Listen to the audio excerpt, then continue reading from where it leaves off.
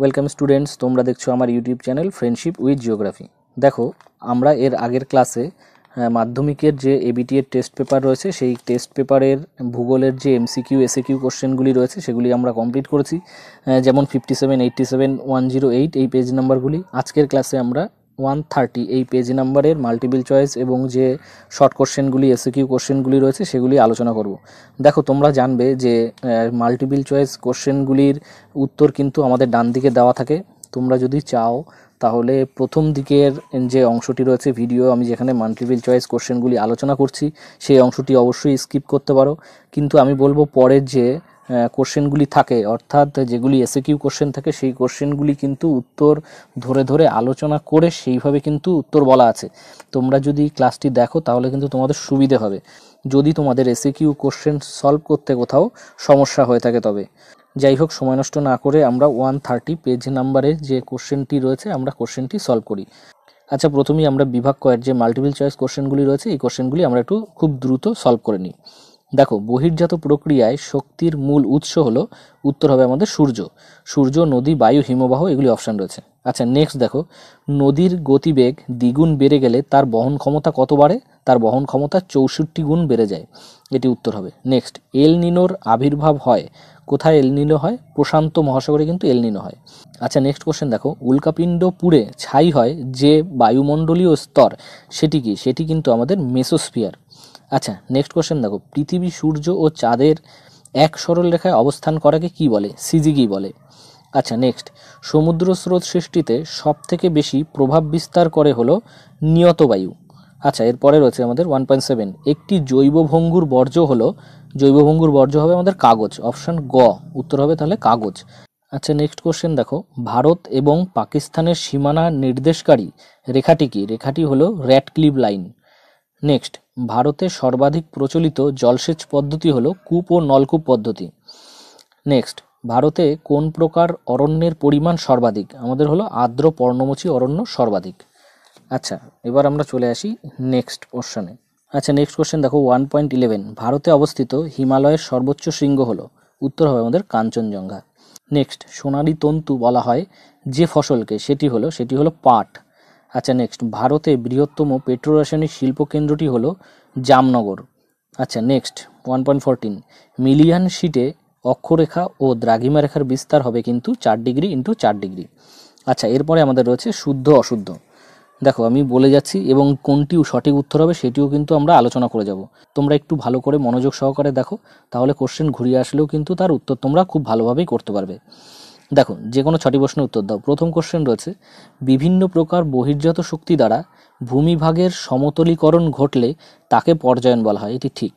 আচ্ছা, নেক্সট, নীল নদের মোহনায় পাখির পা আকৃতির বদ্বীপ দেখা যায়, এটি কিন্তু ভুল হবে, উত্তর হবে মিসিসিপি নদী মোহনায়। মিসিসিপি নদী মোহনায় কিন্তু পাখির পায়ের আকৃতির মতো বদ্বীপ দেখা যায়। আচ্ছা, নেক্সট কোশ্চেন দেখো, হিমালয়ের নীলকণ্ঠ শৃঙ্গটি একটি পিরামিড চূড়ার উদাহরণ, এটি কিন্তু ঠিক। নেক্সট, লা নিনা হলো এল নিনোর বিপরীত অবস্থা, এটিও ঠিক হবে, অর্থাৎ শুদ্ধ। আচ্ছা, এর পরের কোশ্চেন দেখো, গৌণ জোয়ার সৃষ্টির শক্তি হলো বিকর্ষণ বল, এটি হলো ভুল, এটি কিন্তু আকর্ষণ বল হবে।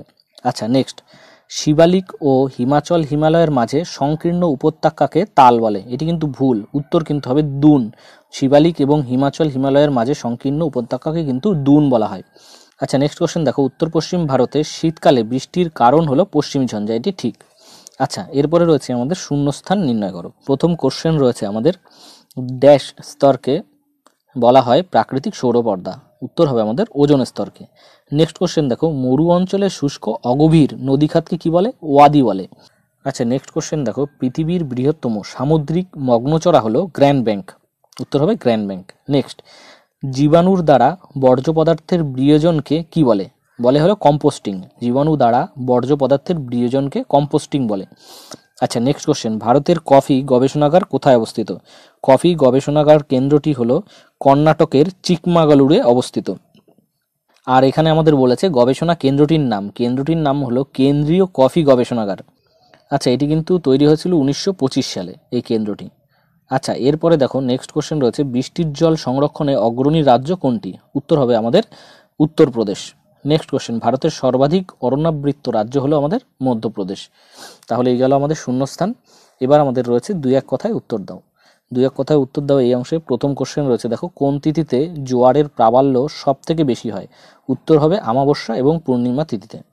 আচ্ছা, নেক্সট কোশ্চেন, পৃথিবীর অ্যালবেডোর পরিমাণ কত শতাংশ? উত্তর হবে আমাদের 34%, 34% হলো আমাদের অ্যালবেডোর পরিমাণ। আচ্ছা, নেক্সট কোশ্চেন দেখো, একটি ল্যান্ডফিল গ্যাসের নাম হলো, এটি হবে মিথেন গ্যাস, বা এছাড়াও তুমি লিখতে পারো কার্বন ডাইঅক্সাইড গ্যাসও। আচ্ছা, ভারতের বৃহত্তম বেসরকারি লৌহ ইস্পাত শিল্পকেন্দ্রের নাম কি? উত্তর হবে কিন্তু TISCO, tata iron and steel company. কোথায় আছে? জামশেদপুরে।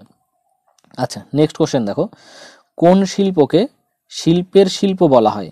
উত্তর হবে আমাদের মোটর গাড়ি নির্মাণ শিল্পকে, মোটর গাড়ি নির্মাণ শিল্পকে কিন্তু শিল্পের শিল্প বলা হয়। ভারতের আদমশুমারি অনুযায়ী শহরের ন্যূনতম জনসংখ্যা হতে হবে কত? হতে হবে আমাদের 1 লক্ষ। তার মানে 1 লক্ষের বেশি জনসংখ্যা থাকলে তাকে আমরা কি বলবো? শহর। আচ্ছা, নেক্সট কোশ্চেন, ভারতে উন্নয়নের জীবনরেখা বলা হয় কোন পরিবহন ব্যবস্থাকে? উন্নয়নের জীবনরেখা কিন্তু আমাদের রেল পরিবহন ব্যবস্থাকে বলা হয়। নেক্সট, ভারতের মহাকাশ গবেষণা সংস্থার নাম কি? ইসরো। আচ্ছা, ডান দিক সঙ্গে বাঁ দিক মেলাও। প্রথমে রয়েছে মানাপাস, এটি হবে আমাদের ভারতের সর্বোচ্চ গিরিপথ। নেক্সট, থাঞ্জাভুর, থাঞ্জাভুর হলো দক্ষিণ ভারতের ধান্য ভাণ্ডার। সোনালী চতুর্ভুজ, এটি হলো সড়কপথ। আর স্পট, এটি কিন্তু ফ্রান্স, অর্থাৎ ফ্রান্সের যে আমাদের উপগ্রহ রয়েছে তার নাম হলো স্পট। আচ্ছা, আজকের ক্লাসে যদি কোথাও তোমার বুঝতে অসুবিধা থাকে অবশ্যই কমেন্ট সেকশনে কমেন্ট করে আমায় জানিও। আর ক্লাসটি ভালো লেগে থাকলে অবশ্যই লাইক করো এবং বন্ধুদের সঙ্গে শেয়ার করো। আজকের ক্লাসটি আমরা এখানেই শেষ করছি, তোমাদের সঙ্গে দেখা হবে অন্য একটি ক্লাসে। ভালো থেকো, সাবধানে থেকো, সুস্থ থেকো।